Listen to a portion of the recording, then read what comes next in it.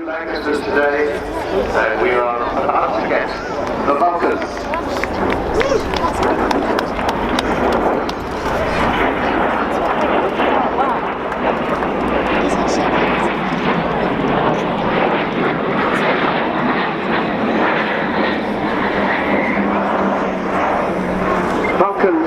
Represents the very best, the most imaginative, thinking out of the box virtues of British aeronautical design and engineering. She represents, I suppose, the very best of the great British people. And she has actually proved herself the single most popular aeroplane in the country. I was going to say this earlier when Squadron Leader Mike Ling of the Red Arrows was here, but I thought it might be churlish because at Farnborough they polled 16,300 Facebook volunteers to ask them what was their favourite in the show. Red Arrows came second, Vulcan came top. But as he's gone now, I think I can say it without having to whisper. So here she comes towards us, flown today for us by the captain is Phil O'Dell, Pod, and Kev Rumin sitting in the right-hand seat.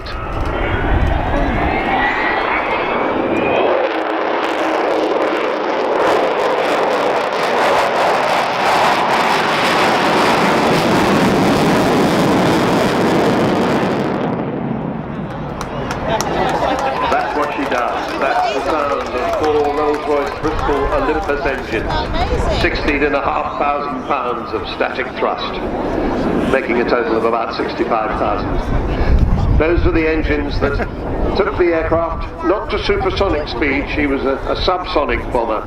But bear in mind that she first flew only 11 years after the Lancaster. I mean, when you look at the Lancaster and this, they might come from different centuries.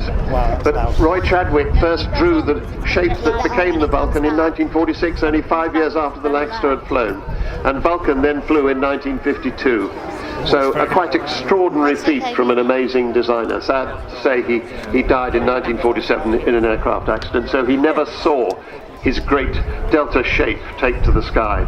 He never saw it become the first operational Delta aircraft in the world. Did you hear that?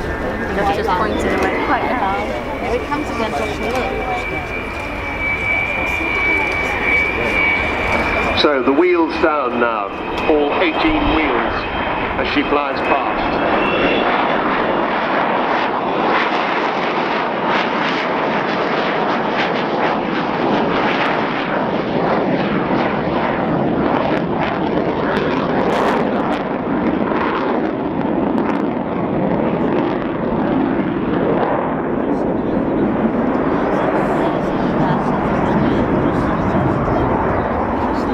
Seeing her with the wheels down reminds me of those big undercarriage doors, but at one of the air shows this season, after the show, when they'd had underwing tours of people being shown around the aircraft, we discovered a huge, complete lip shape in lipstick on one of the undercarriage doors. Somebody really loves her very much. It's coming again. It's beautiful. It doesn't look that elegant anymore.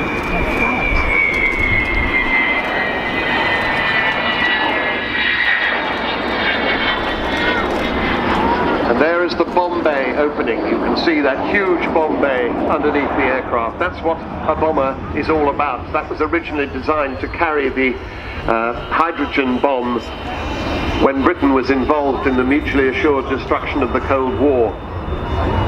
As the great author Frederick Forsyth said, it's a fool of a nation that doesn't honour its veterans and revere its saviours. And through its long career, the Avro Vulcan was both of those. Through the most dangerous years, in the 50s and 60s, she patrolled the perimeters of hostile airspace. She held the line, saying by her presence to any aggressor, don't even try it, and they didn't. And we are all here to tell the tale. The Cold War did not develop into that planet-destroying global war. As she comes round again this time, you'll see the bomb bays closing. Now here is a lovely sight. 3 of the great British aircraft as she comes round the runway. Here is the Hunter and the Canberra on the runway underneath her.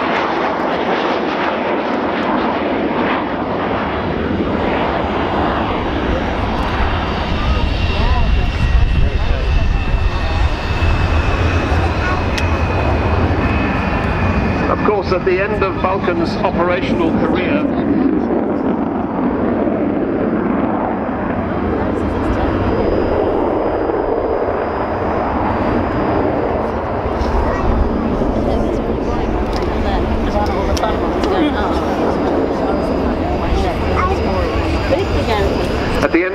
her operational career in 1982, a Vulcan hit the centre line of the Port Stanley runway in the Falklands with one bomb and the edge of the runway with another. And that put the Falkland Islands airport out of action as far as the Argentine first fast jets were concerned. To get there, it was the longest bombing raid in history, and it took 18 air-to-air refuelings.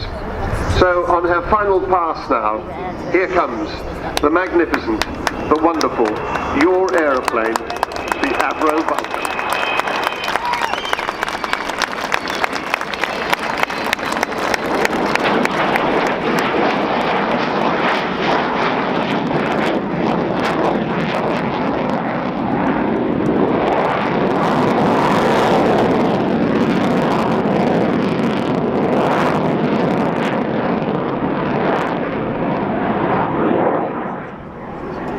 I say your aeroplane because it's cost £20 million to get her to this stage, and you have provided most of it. And she's still